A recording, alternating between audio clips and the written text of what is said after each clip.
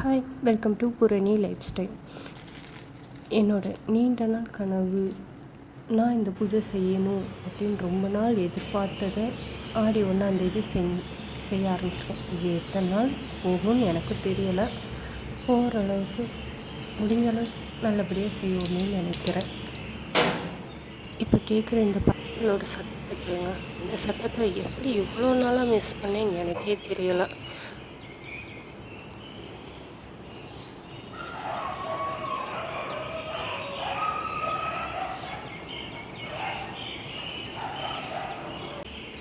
நான் இருக்கிறது என்னமோ சென்னை தாங்க, பிஸியான சிட்டி தான்.